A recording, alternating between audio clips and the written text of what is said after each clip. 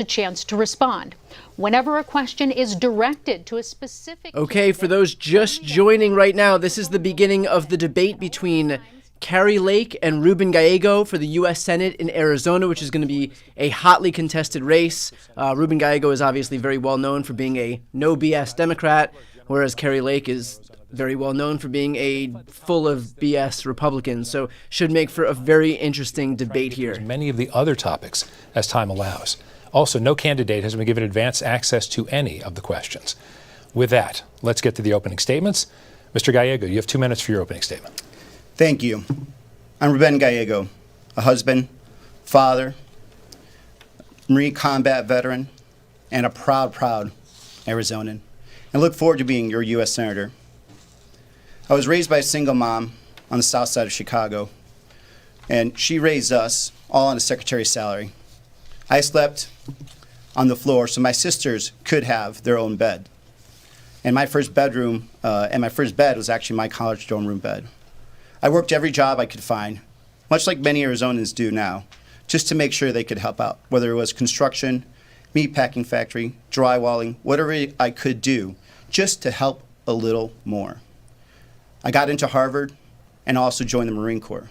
Enlisted, went to Iraq and served with the best men I've ever met. Lima Company 325. And there, I saw some of the hardest days of combat and lost some close friends. But I did learn that in war, there are no Democrats, no Republicans, just young men and women trying to live one more day and be better Americans. And that's what I've learned this whole time I've been traveling the state, talking to Democrats, Republicans. They just want a better future.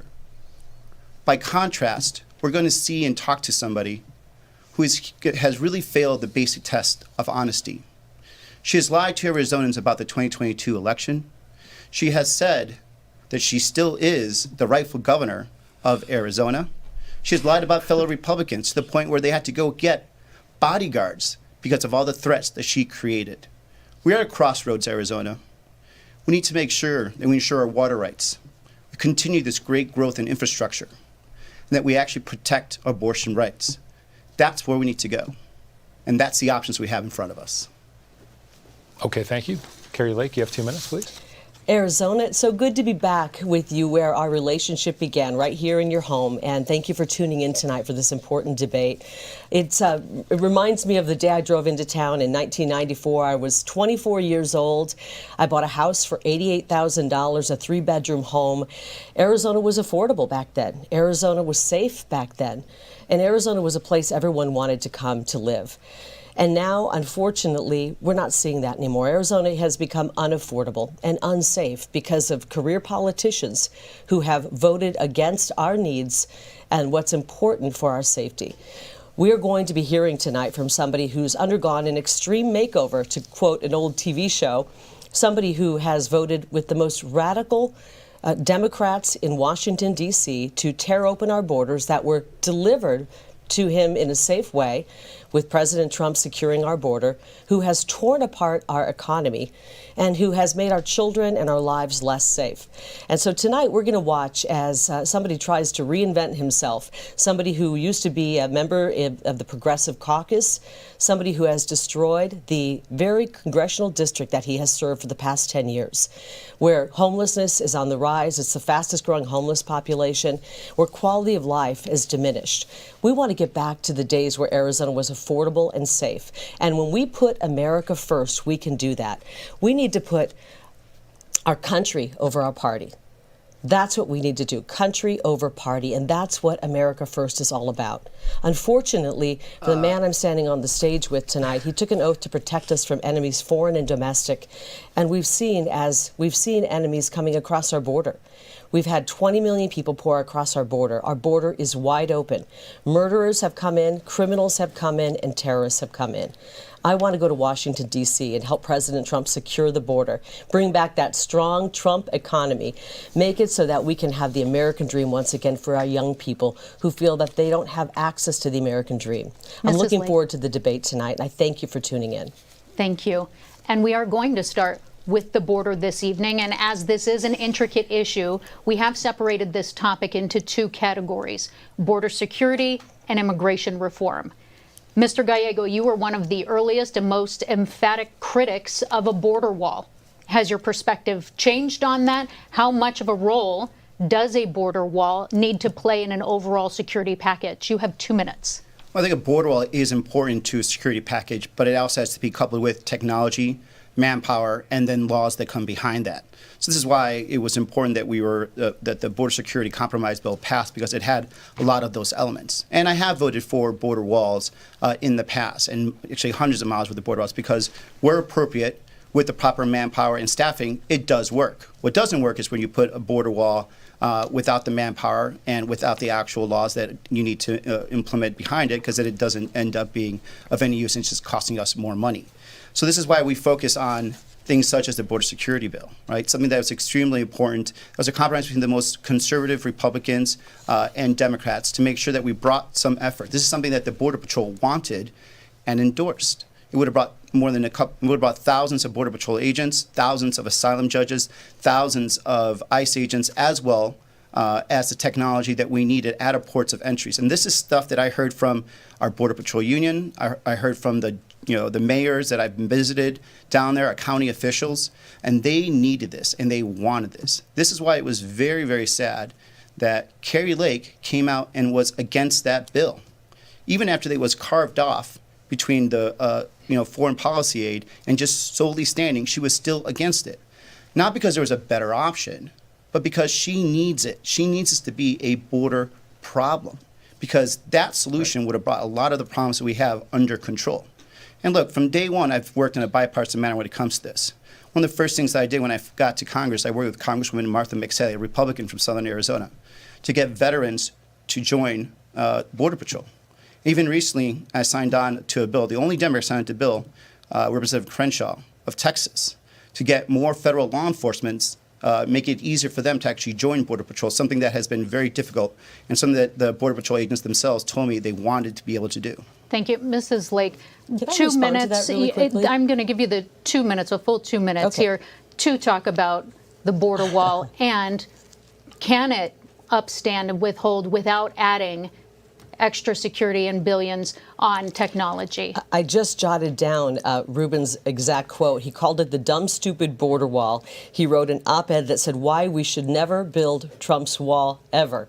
So we're getting the extreme makeover version of Ruben tonight. Ruben has voted against border security every step of the way. Remember, I covered the state for 27 years. I was in your home, and all that time we watched as career politicians said they were going to secure the border and give us border security, and they never did until President Trump came along and actually secured the border, but he had to do it with one hand tied behind his back because people like my opponent were fighting him every step of the way, would not give a penny for that border wall. That border wall keeps us safe. We've seen it here in Arizona because we've seen those areas where the border wall is there and people aren't coming through. Where there are gaps in it, people are pouring through. And Anybody with a ladder can get over the border wall. Kamala Harris, the border czar, and Joe Biden's open border policy, which has ushered in 20 million people illegally, including more than 400,000 convicted criminals, and they've done nothing to secure the border. The only piece of legislation that Mr. Gallego has put forth was not about border security. It was about removing the word illegal alien from anything in the federal government paperwork. He's more worried about semantics than our security. And right now, we know that we have terrorists that are coming through. We're worried about a potential terrorist attack on our home soil. We want to be able to go for a jog in the morning, like Lake and Riley did, and not have to worry about being killed, raped, and murdered. And we're not safe because of the people that have come in. Ruben Gallego has empowered the cartels. Native-born Americans commit crimes at exponentially higher rates than immigrants, and that's well And documented. expedite the construction of the border wall. It's unfortunate we already paid for the construction materials to do that, but Ruben Gallego and Kamala Harris they sold that $325 million rather of border material for pennies on the dollar. They gave it away. We could have had So, that Ms. wall Lake, finished. Mrs. Lake, in addition to finishing the wall, do you add security and technology? Do you spend on that as well? Absolutely. I don't think we can do enough to secure our border. It is the most important issue facing Arizonans and voted facing against our the whole bill that country. did that. Every state is a border state right now because of this man's policies, this man's votes, which have been 100% open border. He sided with the cartels every step of the way. She said absolutely she's for it, but she didn't support the bill that Donald Trump killed. Mr. Gallego, yeah, I'd a like minute to respond to that. respond. Yes. And do you support open borders? Absolutely not. I do not support open borders. A country that doesn't have a border they control is not a country. I absolutely agree with that. And to say that, I've been very proud of making sure that in my time in Congress, I have voted and brought thousands of Border Patrol agents to Arizona, have voted and funded hundreds of miles of border walls where needed, where our experts wanted it. This is why I'm supportive of the border enforcement bill, the compromise bill that was supported by Border Patrol. And Kari Lake, for still no reason why she can explain it, she can't explain it why she was against that bill. Now, this is why we have more support from border mayors than she does. As a matter of fact, there's one border mayor that started with her on the campaign, met with her in front of the border wall with her campaign sign, and now is supporting us because he knows that we're not just talk, we're not just rhetoric. We're here to bring the resources to actually control the border and not just use it as a talking point, which is what Kari Lake does. Mrs. Lake, a minute to respond. He voted against President Trump's national emergency on the border. He said the border's not that big of a deal in Arizona when he was talking to people who were donating money to his campaign, and said he's not an expert on the border. We need somebody who understands the threat on the border, and I do. And President Trump does, and on day one, we're going to get busy undoing the damage caused by Kamala Harris, Joe Biden, and Ruben Gallego, who's voted with them 100% of the time. Can you imagine voting with the Kamala Harris and Joe Biden 100% of the time, especially when it comes to the border? You know, this isn't just about an open border. We've got 20 million people pouring in. They're taking jobs, they're taking housing. This is why nobody can afford housing anymore. The border is so not open that the number of people coming in right now is at a lower point than Donald Trump's last month in office. Legal immigration. My mother-in-law came here legally, and all of the incredible immigrants of this country who came here legally are horrified by the votes that my opponent has taken. They're horrified by what Kamala Harris has done. And by the way, that piece of legislation, thank you for reminding me, I am not for it. And it's because it would codify into law 5,000 people every day coming in illegally. That means 5,000 people every day would be pouring across our border illegally. That law did nothing to stop child sex trafficking. 350,000. She just throws out buzzwords to scare people. That's not what that law Since does. Ruben Gallego and Kamala Harris opened up that border, 350,000, and they've lost track of them. Mrs. Lake, let's move to a specific question, please, on that topic. Are there any elements of that bipartisan border bill you would have supported? Actually not, because it was not done properly. Okay. Listen, here's what happens in Washington, D.C. These guys meet in back rooms.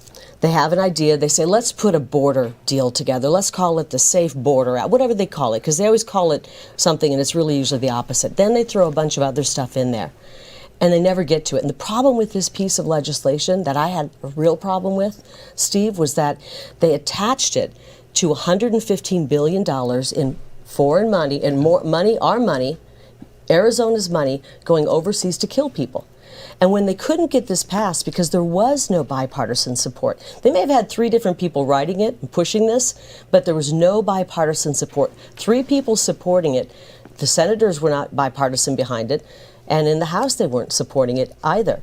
And the people weren't supporting it. So what they did is they separated it out, and Ruben Gallego voted to send another $60 billion to Ukraine. And after he made that vote, he sashayed around the floor of Congress, waving a Ukrainian flag.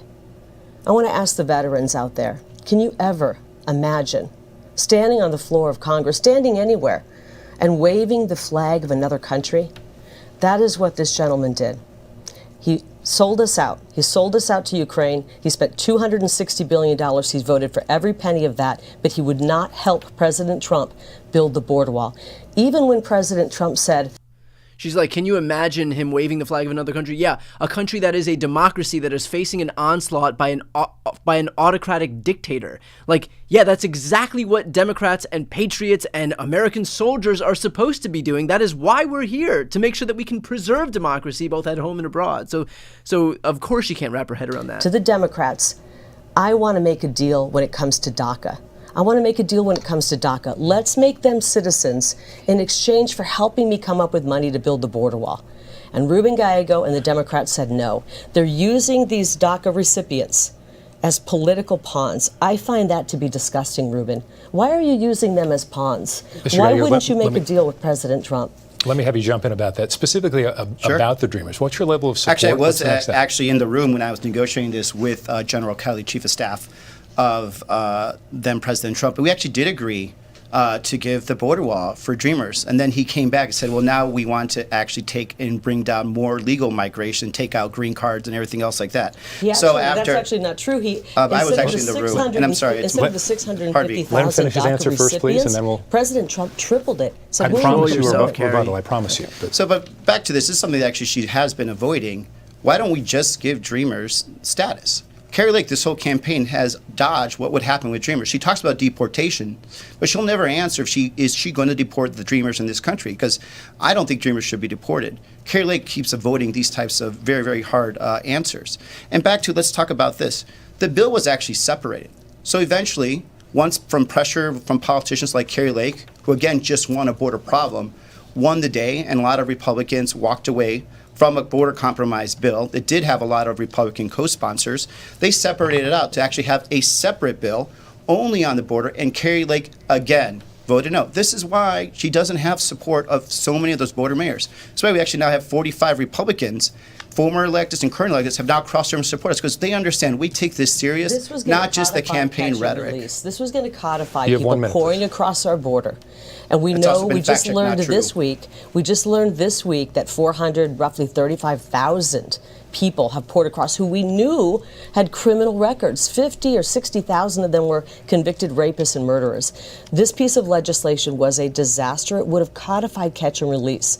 I do have a solution. It's called H.R. 2, and it will secure the border. That, along with constructing the border wall quickly, which we can do, and then dealing with the people who've poured in during the Biden invasion, the 20 million people who have come in unvetted into our country. We must deal with them. In order to save our homeland, we must send them back to their homeland. I'm talking about the people who came in unvetted in the past 3.5 years. I'm not talking about the Dreamers. I'm talking about the people who came in the past 3.5 years. Do you want to keep them here?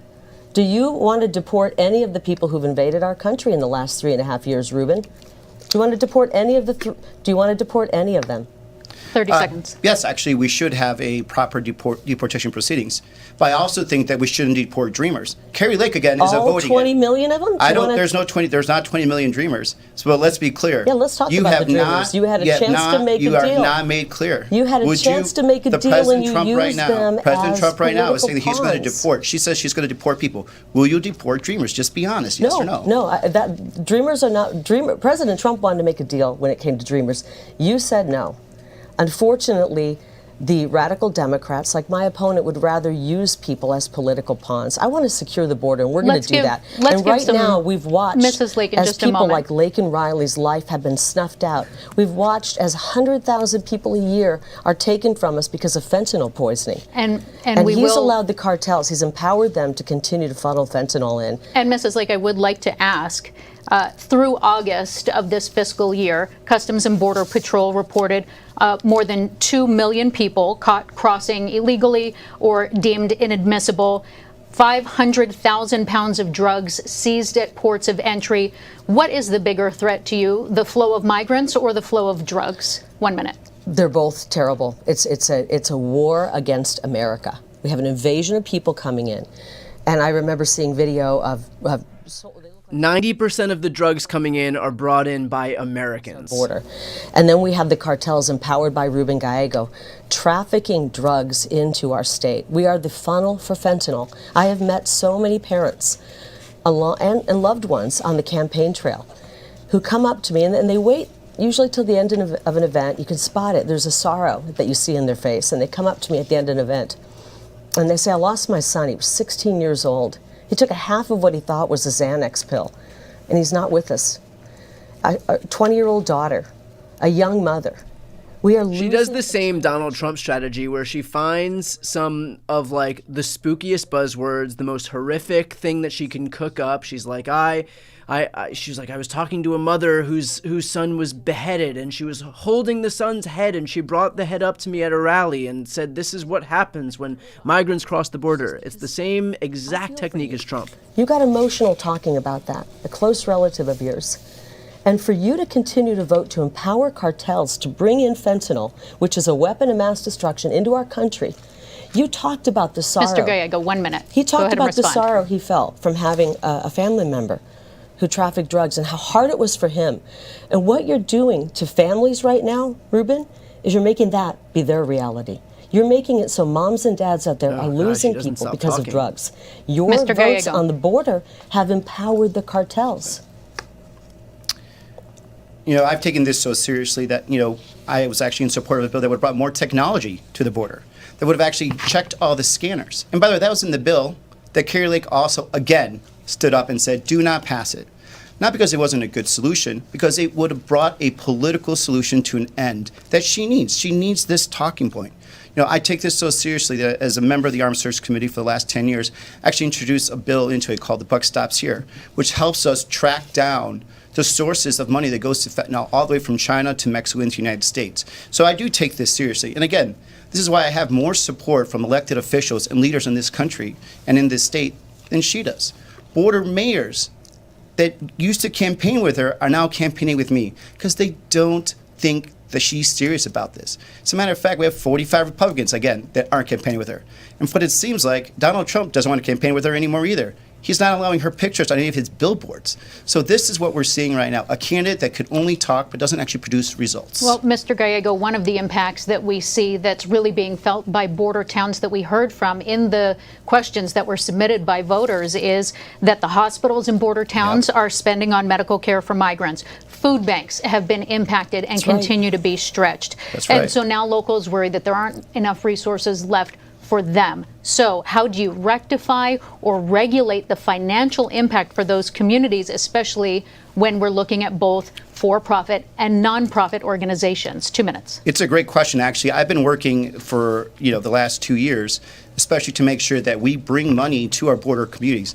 This is money that's been asked by Yuma County, Santa Cruz County, Pima County, But you want to Cochise put the County. money in the NGOs that are transporting people. We're going to up. give him his time. Okay, he wants to fund the NGOs that are I'll give you a transporting. response. So these communities, including these nonprofits that work with our local communities, are essential to actually making sure that the streets aren't full of men just walking around, right? And so what they do, with the help from us, through FEMA, which, by the way, she wants to cut these funds, is we made sure that these migrants aren't affecting these small towns. They can't take that impact. And that our local communities, our hospitals, firefighters, law enforcement, ambulances, that they're all reimbursed. Kari Lake, she will do anything and say anything to gain power, including lying. I haven't had a vote in this. You have had a vote for 10 years, Ruben. Why haven't you voted for Mrs. Lake. Has said that In 1 minute.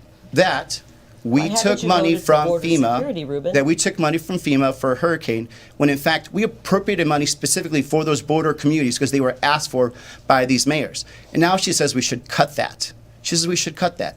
These mayors, so I hope you'll call the mayor of Douglas, the mayor of Nogales, the mayor of Yuma, and say, hey, because I want to earn points with my friends on these right-wing talk shows, I'm going to cut your funds. Because she's lying right now. She's lying that the money that went to FEMA came from that fund. It actually is going directly to them. But of course, it doesn't matter. As long as she gets to get her talking points in and she gets to lie and get power, Arizona, especially our border communities, are the ones that are going to be hurt. Mrs. Lake, how do you rectify the financial impact for those border communities? It's 2 minutes. absolutely horrifying. Hospitals having to close down, hospitals there that aren't being paid because people coming across illegally are getting services and they're not being paid for them.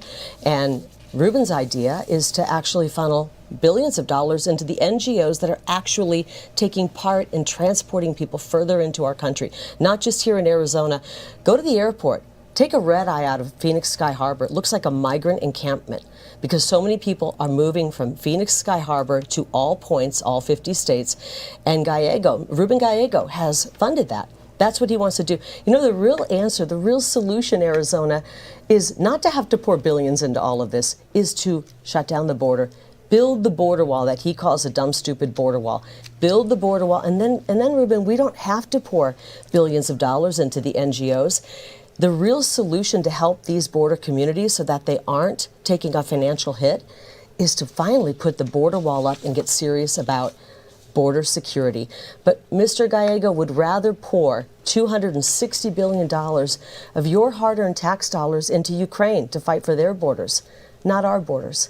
I want to protect you. That's why President Trump, my good friend, has called me Border Kari Lake. I love the nickname, and I'm going to go there to Washington, D.C. and help him build that border wall and secure the border. We can't afford what Kamala Harris She said my nickname is Border Kari Lake. voted with them 100% of the time for an open border. We're not safe because of it. Fentanyl's falling into the hands of our young people. It's affecting our economy. If you're out there working 1 or 2 jobs, when you bring 20 million people in, they're going to work for peanuts, especially under Ruben Gallego's plan, which is to pay for their housing and give them an EBT card with thousands of dollars on it to pay for their food.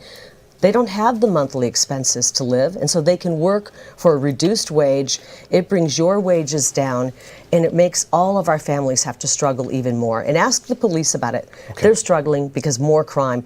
How many of you out there know somebody, or you yourself, have been a victim of crime from these Chilean gangs, the dinnertime bandits? She does the exact same thing as Trump. It's just fear mongering and like gangs and scary things that she can think Just of. 30 seconds. 30 seconds. Well, number one, there's been no hospital that's shut down. This money has actually been requested by the communities. This money has been requested by Nogales, by Santa Cruz. They've asked us to work with these nonprofits to release the pressure that they have. She would literally leave these towns abandoned. No, I would have you secure not the visited? border. I would Why secure have you the not border. visited them and talked to them? You've been to Mar-a-Lago more than you have to the border. If you had been to the border and actually talked to these towns, talked to these nonprofits, talked to these mayors, they would tell you, we need this or else we're going to have chaos. But you have you're more interested in the I've been talking covering points. this state for She 30 wants the years, talking point and says including she the wants a border. solution. And Arizona's going to get hurt. Arizona's going to get hurt. You have We are- heard Arizona. I've been to Mrs. the Lake, border we've more given you a chance times. on this. We're gonna I've been change- to the we need to border change more topics. times than you've probably Okay. been to Arizona. Mr. Gallego, let's switch topics to abortion, reproductive rights. If you were in the Senate, would you either vote to make abortion codified in the U.S. Constitution, or would you vote for a ban, or would you find somewhere in the middle? Do you think federal officials, federal government at this point should be involved in this issue at all? I would codify Roe. Okay. It is absolutely abhorrent that my 15-month-old daughter has less rights and control of her body than her mother and then her grandma. The fact that we have women that are now going to sepsis just so they could get a life-saving abortion. We have women that are traveling with their daughters that are victims of rape out of state so they could get an abortion. A 10-year-old baby girl, victim of incest, had to leave her home state and the comfort of her family to get an abortion. And the reason we need to codify that is because people like Kari Lake are the ones that make this a dangerous situation. This is a person who only 2 years ago, actually less than 2 years ago, said the 1864 territorial law, a law that said if you were an abortion provider, it was a mandatory 2-year sentence, and it had no exceptions for rape or incest, was a great law. She said it was a great law. She said she was thrilled when Roe was overturned. And then when she was disappointed to find out that the 1864 law, again, the one that had no exceptions for rape or incest, was not going to get enforced, she said, well, I hope the sheriffs will do their jobs. Can you imagine? Not true. We have it on tape. These are all your words on tape. Can you imagine Sheriff Joe Arpaio enforcing abortion laws? This is who Kari Lake is. She has told us what she would do. She said it. She said she was thrilled when Roe was overturned. And so do we want politicians like Kari Lake to be involved in these very, very difficult decisions when they should be left to the woman, To the the doctor, states. and the family? Okay. Mrs. Lake, you have 2 minutes. It should be left to the states. I agree with Ruth Bader Ginsburg. She said this should be a decision left to the states. Everyone knew it was unconstitutional. And Arizona, And I want to speak to the women of Arizona. I'm the only woman on this stage right now. I don't think I'm standing next to a woman. And so I understand how difficult these choices may be. And we have the choice as Arizonans to decide what our abortion law will be. It's going to be up to us, and we're going to decide in November when we go and cast our ballot. And Ruben Gallego wants to take that choice away from us. He wants to take it back to the federal government in some back room with Chuck Schumer and decide what our abortion law will be here in Arizona. It's going to be up to us. I want us to have that choice. And whatever the law ends up being, whatever our choice ends up being, I will respect. I come from a large family. I'm the youngest of 9. And we had 8 girls, so I know a lot about women. I have a daughter myself, and I want to make sure that we have the choice to decide what our abortion law is here in Arizona. That we have the choice to ban abortion. That's what she Federal office. wants. This isn't going to be decided in the Senate. This is not. And I will tell you this, I will never pass a federal abortion ban, nor will I approve or vote for federal tax dollars being used for abortion. But here's what I will do, because I'm a mother and I care deeply about women. And because things have gotten so desperate in this country, more and more people are choosing to have an abortion because they can't afford to live, let alone take care of a baby. I don't want any woman out there to make that choice because she can't afford to live, because of the votes that people like Ruben Gallego have made that have made our economy practically collapse. It's on life support right now. So I want to go to the U.S. Senate and pass the most pro-family legislation. I want to make sure that UVF is protected. I have many friends who are here. They're my friends today because of UVF. And I have many of my friends who have had children. Hold on. Republicans have voted against IVF in the Senate. Republicans have voted against the child tax credit. Republican states have higher rates of infant mortality. Republican states have higher rates of maternal mortality. Republicans vote against Medicare, Medicaid, against SNAP benefits, all of which make sure that people in families can eat. The notion that she's trying to frame this as an issue that Democrats have hurt the country on because of the economy, when it is almost exclusively Republican states and Republican politicians who are blocking any pro-family legislation, any pro-family programs, is completely ass backwards. And experience the joy of motherhood and parenthood because of UVF. This is sad because Ruben Gallego doesn't really care about women's rights. When it comes to our women, our girls who are athletes, he wants us to have to compete against men, biological men. To follow up, you said that you would not support a federal ban. Do you stand by that if Proposition 139 here in Arizona that would override our state ban, would you still not pursue a federal ban? First of all, we don't have a state ban. We have a 15-week abortion law that was passed by both Democrats and Republicans, signed into law by both Hobbs and Governor Ducey. And so we don't have an abortion ban. But I will not pass There's a 15-week ban in the United States Senate. Ruben Gallego wants to take the choice away from us. He doesn't really care about women's rights. If he cared about women's rights, first of all, I'm astounded that he actually knows the difference between a woman and a man, because I thought there were, 147 different genders. I do care about women's rights. I come from a family of women, and I have a daughter of my own and many nieces and nephews. And I care about Lake and Riley's right to exist and live and be safe. That's the third, fourth time she's brought her up, because we have to fearmonger about migrants in every single answer. Women. I care about the ability for our daughters to be able to participate in athletics. He doesn't want that. And he doesn't care about your First Amendment right to the women out there who might disagree with him politically. He wants to censor you. So let's talk about women's rights. Women care about a lot of different issues, Ruben. I know you spent, $40 million on attack ads regarding abortion. Think of how many lives could have been saved and how many women could have been helped with $40 million. And think about what we could have done to help make our country a better place with all those attack ads. Mr. Gallego, Yes. I'm going to give you a minute to respond, and I also want you to clarify, because you said you would vote to uphold Roe on a federal level. So that means that states can only intervene in the third trimester. That's correct. We'd go back to what were the protections we had for the last 50 years on Roe. Now, Kari Lake also, I think, misspoke, to give her credit, where she said that the 15-week ban is good and it's not a ban. There's also, within that current law, no exceptions for incest and rape. So again, we're going back to what she originally was saying not too long ago, when she said this very restrictive law that had no exceptions for rape or incest, that would have jailed providers, was a great law. someone that was willing to look at a mother and say, I know your daughter was raped, but she does not have a right to an abortion. She was willing to say that just 2 years ago. And now we're going to trust her? We're going to trust her now? I mean, this is the same person that's still lying about winning the 2022 election. And yet we're going to trust her. She's failed the basic test of honesty. Why would we trust her with our daughters? Mr. Gallego, Mrs. Lake, I'm going to ask you specifically. I want to ask you about. Can I just respond real quickly to 30 what he seconds. said?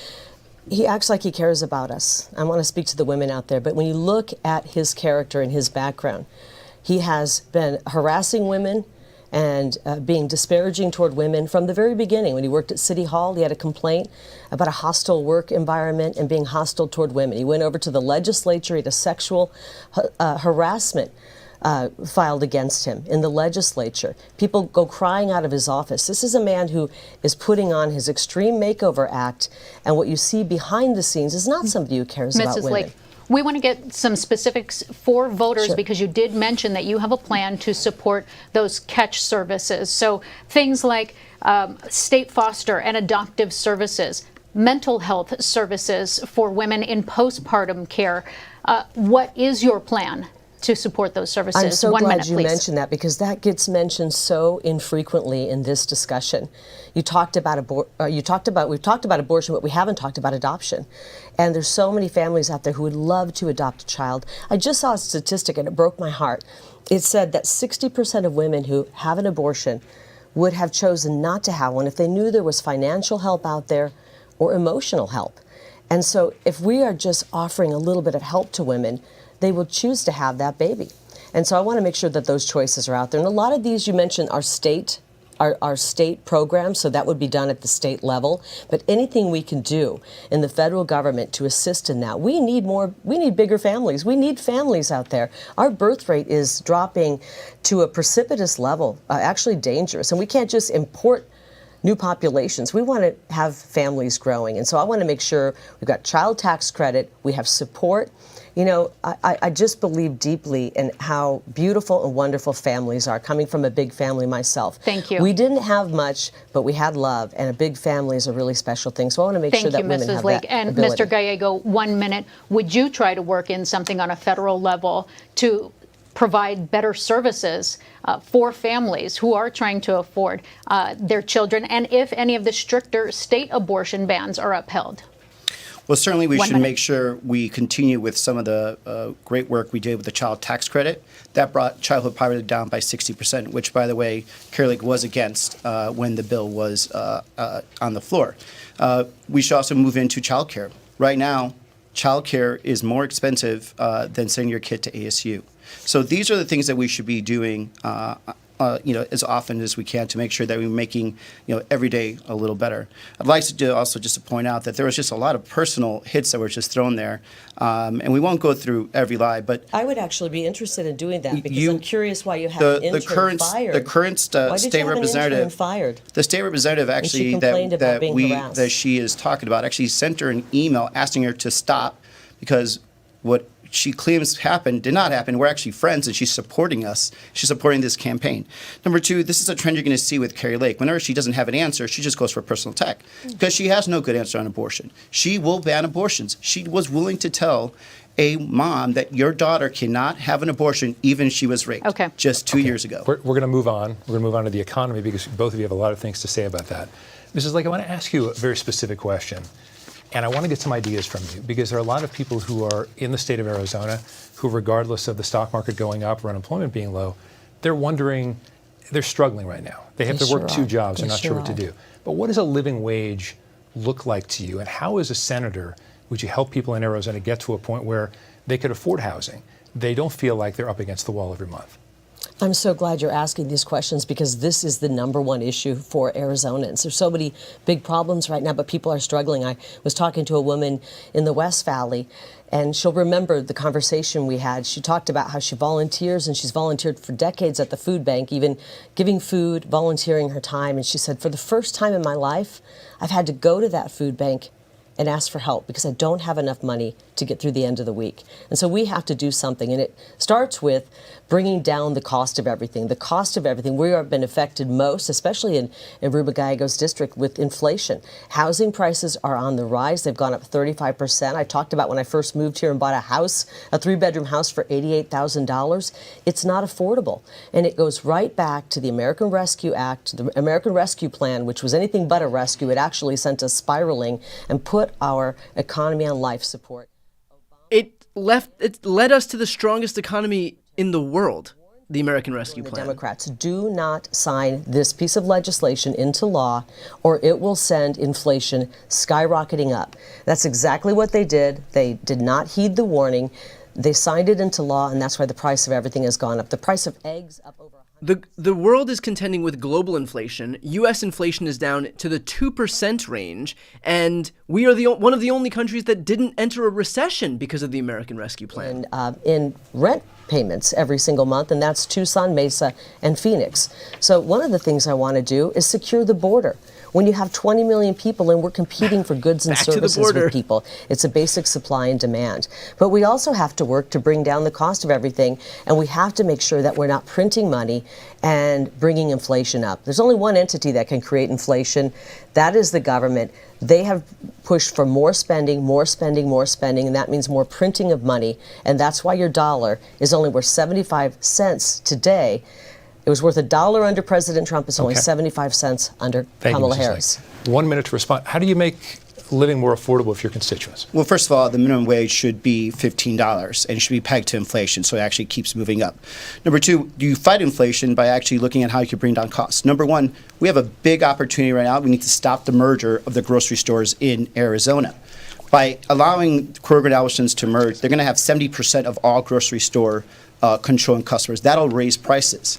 And we already saw a lot of the grocery stores already gouging our consumers. Right, this is an Kari Lake, by the way, went on answer. record and says she didn't think there was any gouging of consumers at grocery stores, even though executives from these grocery stores under oath said they did do it.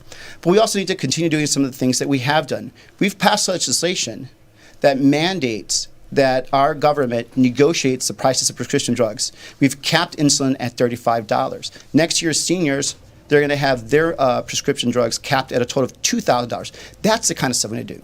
And then we have to make sure we fight these big corporations that are taking up 1/3 of all the homes recently. And by the way, Kari Lake wants to allow them to keep buying those homes, and then now she's going to give them a tax cut next year. All right, I need each of you a 30-second answer on this.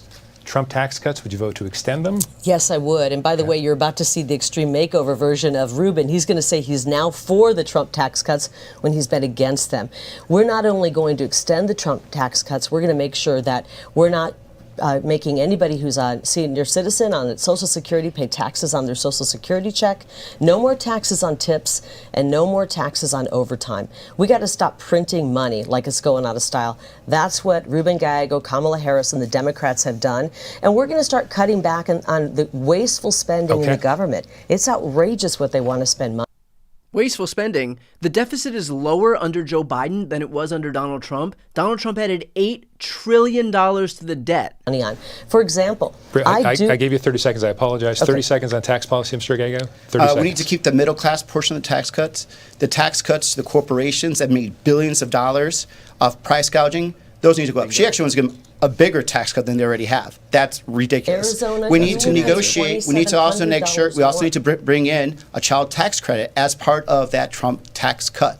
But giving more tax cuts to people that haven't been paying their fair share and price gouging our Arizonans at the same time is unfair, and Kari Lake will do that. Thank you. Mrs. Lake, I'm going to ask you because you mentioned it specifically. You mentioned Social Security specifically. Yeah. How do you maintain it? Because Arizona has one of the highest populations of seniors, and they're worried about this. How do you maintain Social Security without privatizing it? 30 seconds, please. I want people who are on Social Security to know you have paid into that. That is an insurance benefit.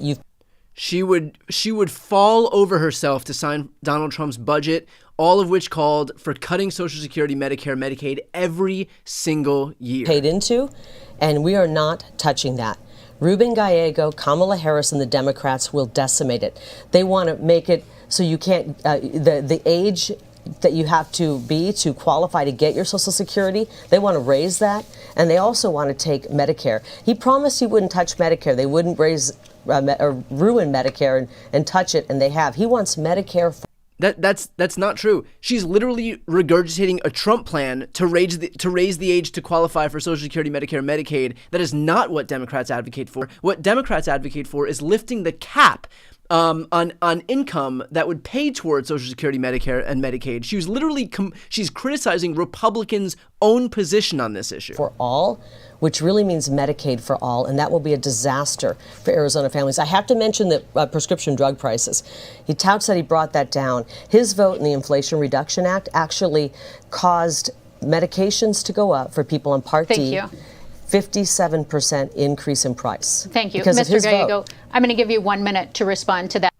So his vote for the Inflation Reduction Act, which allowed the government to negotiate drug prices, and right now we're seeing the results of that, which are that generic drugs have been lowered, the cost of generic drugs have been lowered, that somehow raised the price of drugs. She just says words that don't actually mean anything. And also talk about Social Security. Sure, and this has been fact checked. We did not raise Social Security. As a matter of fact, we've actually increased the solvency of Medicare by negotiating for drugs. For the first time, our pharma has to negotiate for the cost of drugs to our seniors. The fact that she wants to keep that, I don't even know where to go with that. Social Security has to be saved. I've been working since the age of 14. The money that I put into Social Security when I was working in the meatpacking factory is the money that I've earned. My mom's about to join the community too. She's about to be retired. I want her to have Social Security, and there's so many Arizonans that rely on it. But the way to do that is to be realistic. We need to raise the cap when it comes to security. People that make more than $400,000 a year are going to have the caps raised, and that's going to increase the solvency and payout of Social Security 100% all the way to 2060. That's how we bring security. That's how this is done. And this has been checked by economists, and that's the best way you could do that to make sure it happens. This is like, we'll give you 30 seconds, please. He's got a Democrat president. I think we have a Democrat president. I don't know, frankly, who's running the country right now. But why haven't you done that, Ruben? We've had a Democrat president. Your first day on the job. Actually, do have a bill. Your first day on the job was 10 years ago. So I actually do have a bill, Social Security Act of 2100, that exactly does that. And love to have the Republicans not stop the bill and filibuster it also. But of course, I'll continue working on that. She's running for the U.S. Senate, and she doesn't understand that you need 60 votes to be able to overcome the filibuster in the Senate to pass any legislation. This is during a U.S. Senate debate. And this is the difference between me and Kari Lake. Like, I actually try to work on things. She just has talking points. So just talk and not really know what she's saying. Well, it's interesting because he's voted with Kamala Harris and Joe Biden. Arizona, you got to know this. He's voted with Kamala Harris and Joe Biden 100% of the time. He wants to act like he's bipartisan. He was the leader of the Progressive Caucus. That's where all the ideas that we scratch our head and go, who came up with these crazy ideas, come from. This is like, I'm going to cut you off so we can move on to other topics. Okay. We're almost running out of time. So, two hottest summers in recorded history, last couple of summers in Phoenix. Whether it is human caused or whether it is cyclical, there certainly is a climate difference going on here in Arizona. What are some ideas you have to make sure we're ready to have enough energy and enough water here? What on God's green earth was the framing of that question? Whether it's human cause or whether it's cyclical, is he trying to put into doubt whether the existence of climate change is still in doubt? Like, in the state, if in fact we do get hotter. Well, I wouldn't do what the Democrats did, which was take a great energy policy that President Trump had put in place and decimated on day one, hour one, like Joe Biden did with the support of my opponent. We definitely can't do that. We need to bring. We are more energy independent right now under Joe Biden and Kamala Harris than we ever were under Donald Trump.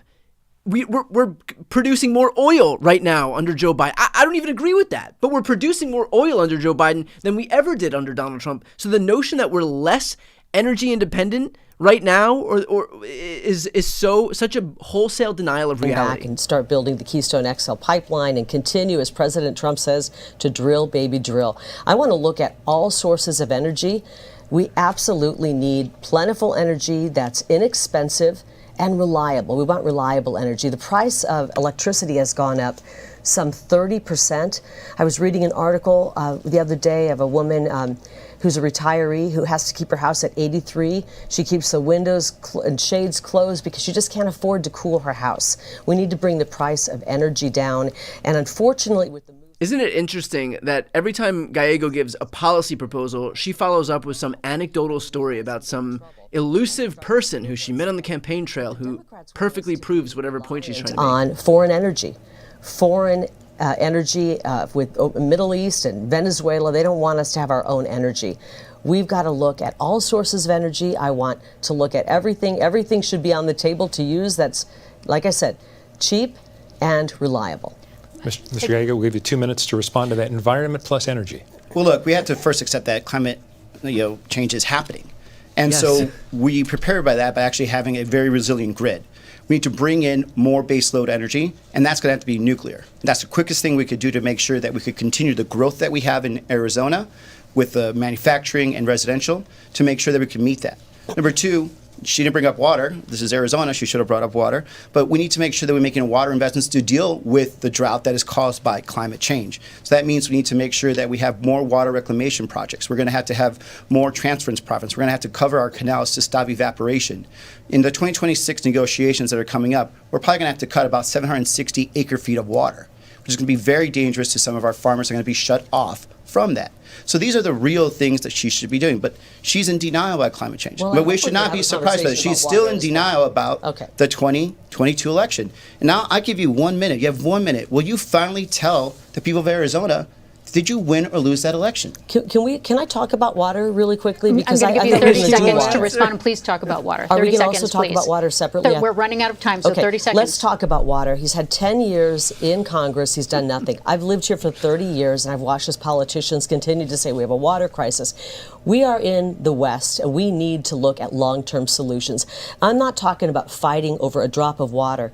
We can conserve, but we can't conserve our way out of this crisis. Otherwise, we'll end up giving the short end of the stick to our ag community and our ranchers, and we'll have a food crisis before we have a water crisis.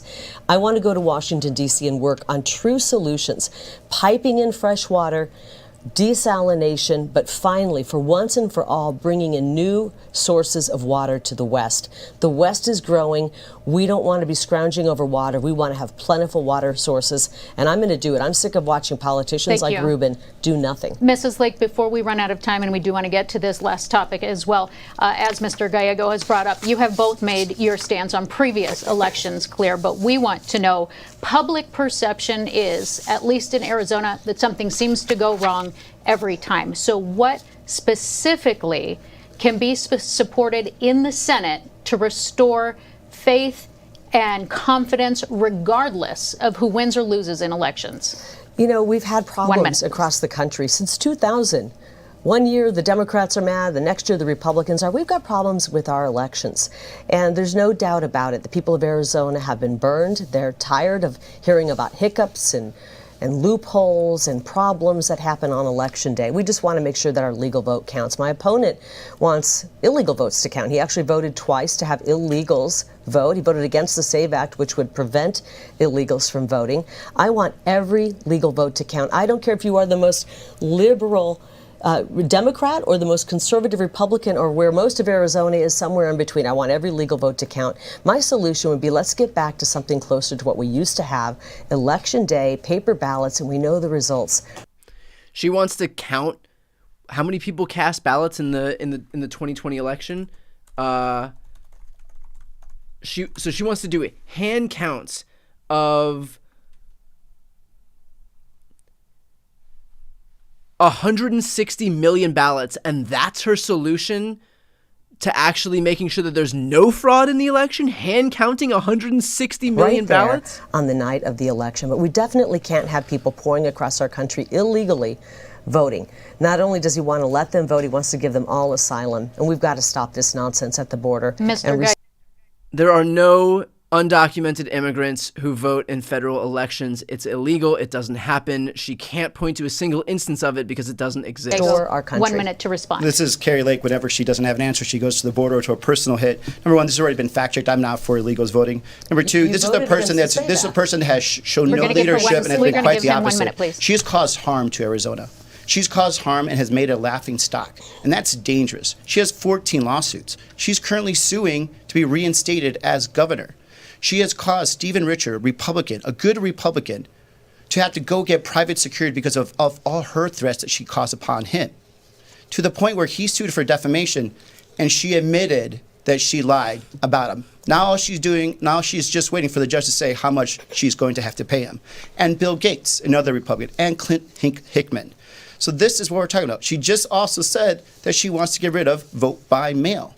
So what we're seeing here is Kari Lake, again, who still has not accepted that she lost the 2022 election. She is dangerous to Arizona. She will say anything. She will do anything to win. But Arizona is the one that is losing right now. 30 seconds. How do you address public perception when it comes to elections and feeling confident? Well, what you do is what you actually have seen Secretary of State Fontes, Republican county supervisors, as well as county recorders. You show leadership. You go and you go through the process. You work in a bipartisan manner to actually instill trust and have people learn about the process. Not actually do what Kari Lake does. She exploits it. She has a nonprofit to fight the steal, but we don't even know what she's been using the money for. As a matter of fact, she's still holding up the judge in terms of discovery so he could see how much she owes Stephen Richard for lying about the election. Right, thank you. And 30 seconds to respond. I've never lied to the people of Arizona. I want to put that out right now. Unfortunately, we're watching the great, extreme makeover Mrs. of Lake. Ruben Gallego, but I've never lied to the people of Arizona, and I just want to have honest Mrs. Lake, elections. I apologize. I want to make sure Ruben's that I vote get to to your count, my closing vote to count, and your statements. vote to count. Because it is time. Our time is up, so we want to get to your closing statements. Make sure that you have that full minute to keep us on time. We will politely cut you off when we get to the end of the minute. Mr. Gallego, you do have the first closing statement. Your time starts now. Well, thank you, Arizona. Look, I'm a very lucky man. I'm just lucky to be born in the best country in this world. And, by all accounts, I shouldn't even be here. My mom raised us alone. And, through real belief in the American dream and a real want to succeed, I got to where I am. And my sisters. We have doctors, we have teachers, we have businesswomen in our small family. And we are a true story of the American dream. And I want every Arizonan to be able to fulfill that and have that opportunity. But you have dangerous situation. We're at a crossroads here. We have dangerous leaders like Kari Lake who will lie to you. She's still lying to you right now. She is trying to take away your vote and disrespecting you by saying that she still won the 2022 election. How could you trust someone like that who's willing to lie to you all the way to the end? This is better. Arizona, we are better than this. And we are a great state that's going to be becoming greater if we work together and not divided. That's your time. Kari Lake, you Thank have you. 1 minute. Arizona, thank you for tuning in tonight. And I'm looking forward to being your next U.S. Senator and bringing back a strong, secure border, that strong Trump economy where everybody was doing better no matter what color your skin, what neighborhood you were from, what your political ideology is. We want to make sure we have a strong economy once again. We want to fully fund our police. My opponent called to defund the police when he was marching in the BLM riots and calling police officers racist and actually the bad guys. And that's very unfortunate. I want every police officer and their family to know I fully support you. We will fully fund the police. We're going to need you to make our streets safe again after all of the crime that's poured in with an open border. On day one, we're going to get to work to secure the border. We're going to get the criminals who've invaded our country out, and we're going to bring back that strong, thriving economy. And I want to tell something out there if there's any kiddos watching. I don't want you to worry. I want you to dream really big. I want you to know that we're going to turn this country around and your American dream will become reality. Thank you both for being Arizona. here tonight. We appreciate your time. And that is all the time that we have, and we thank you for watching. Okay, my God, that was something.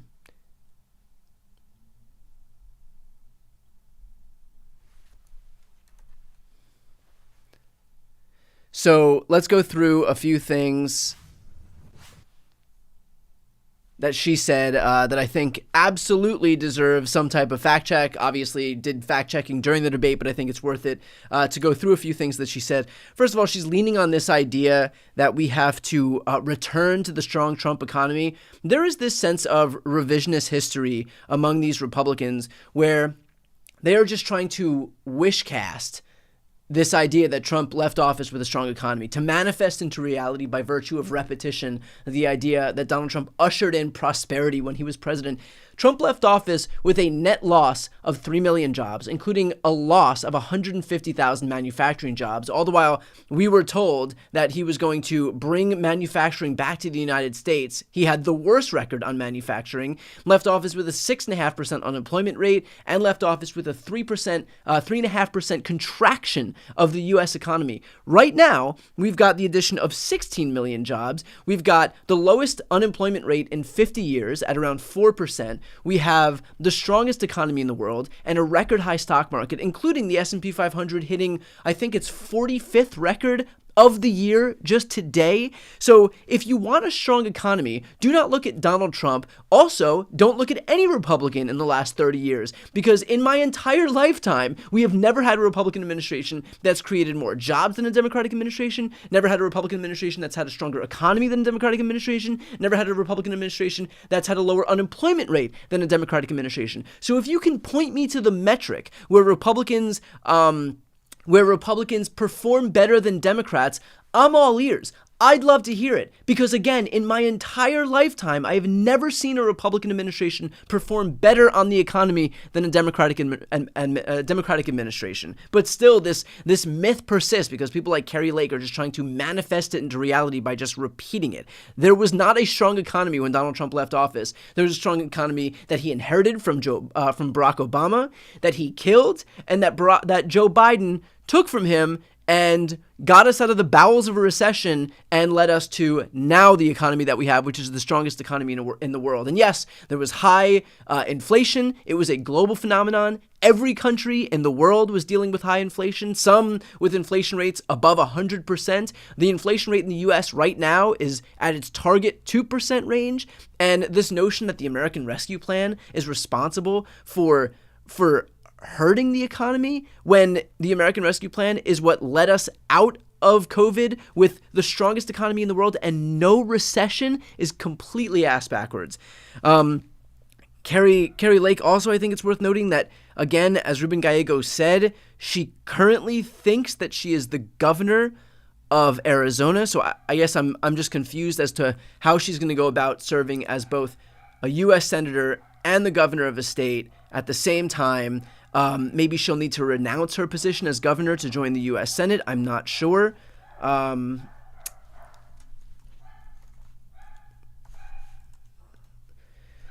Another point that they brought up, she obviously focused very heavily on immigration. In fact, using immigration as basically her safe space to answer every and any question that she had.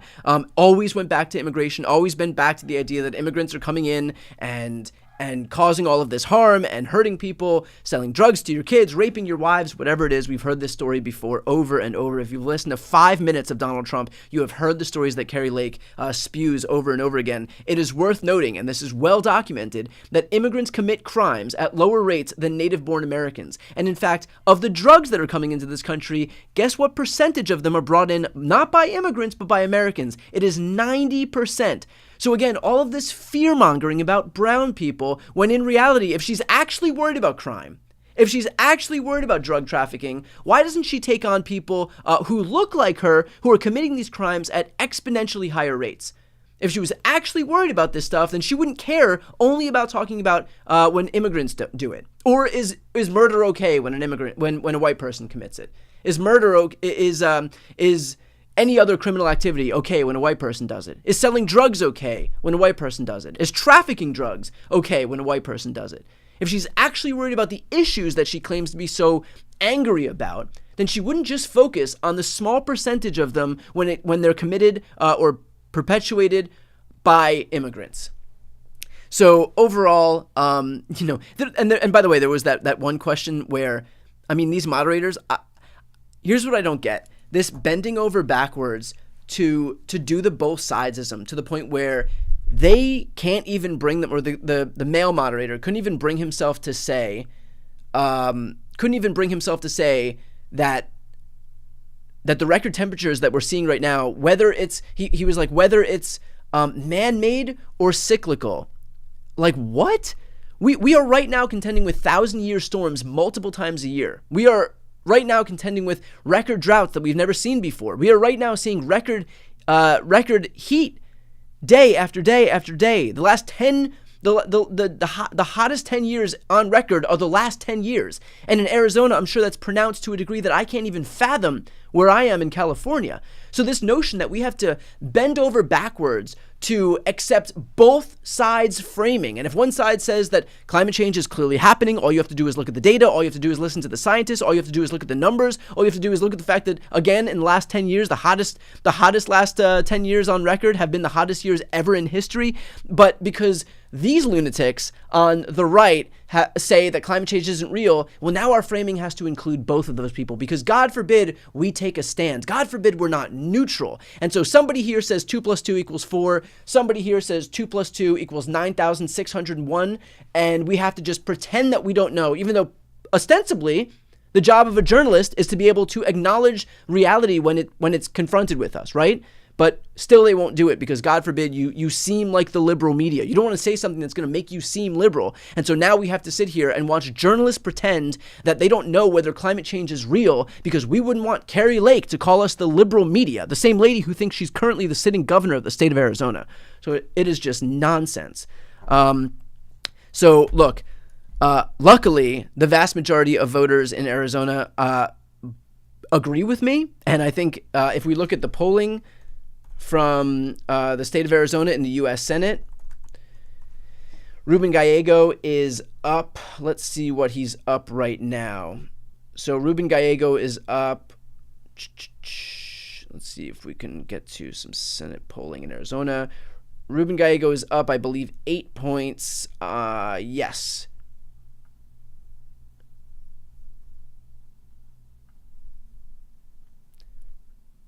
So I believe the number is 8 points on the aggregate.